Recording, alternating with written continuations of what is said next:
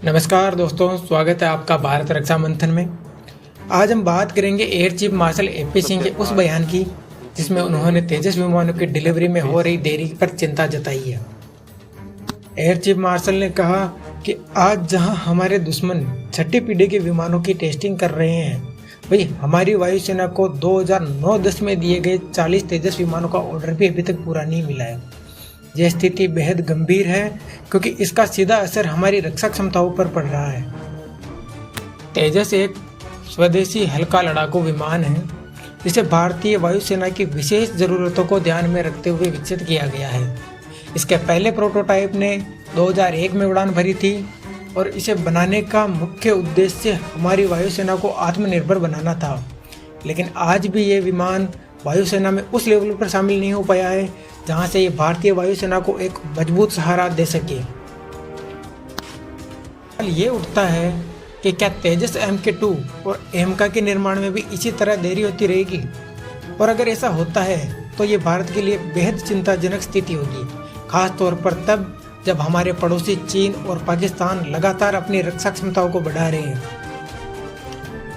अब दोस्तों, पाकिस्तान और बांग्लादेश जैसे देशों से तो हमारी सेनाएं आसानी से निपट सकती है, लेकिन चीन जैसे बड़े खतरे से निपटने के लिए तेजस MK2 और एमका की डिलीवरी जल्द से जल्द भारतीय वायुसेना को मिलना जरूरी है, क्योंकि चीन ने 5वीं पीढ़ी के J-20 फाइटर जेट को अपनी वायुसेना में शामिल कर लिया है और हाल ही में छठी पीढ़ी के विमान के प्रोटोटाइप के फ्लाइंग टेस्ट भी शुरू कर दिए हैं।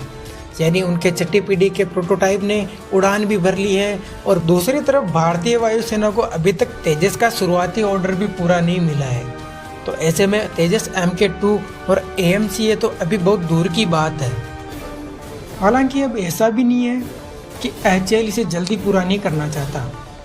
HAL के साइंटिस्ट तो अपनी तरफ से पूरी मेहनत कर रहे हैं, लेकिन बजट का समय पर रिलीज ना होना और इन संस्थाओं में नए टैलेंटेड इंजीनियर्स का ना आना भी बड़ी चुनौती है, क्योंकि IIT जैसे संस्थानों से निकलने वाले टैलेंटेड इंजीनियर आज HAL और DRDO जैसी सरकारी संस्थाओं में काम ही नहीं करना चाहते। इसके बजाय वे किसी प्राइवेट या विदेशी कंपनी में जाना पसंद करते हैं जहां उन्हें ज़्यादा बड़ा सैलरी पैकेज और दूसरी सुविधाएं मिलती हैं। लेकिन फिर भी इसरो, DRDO और HAL जैसी संस्थाओं के इंजीनियर्स अपने कम वेतन पर भी अपनी पूरी जी जान लगाकर देश की सेवा कर रहे हैं। अब सवाल ये है कि क्या हमें अपने वैज्ञानिकों, इंजीनियर्स और संस्थानों को बेहतर संसाधन देने की जरूरत है? आपके विचार क्या है, हमें कमेंट में जरूर बताइए।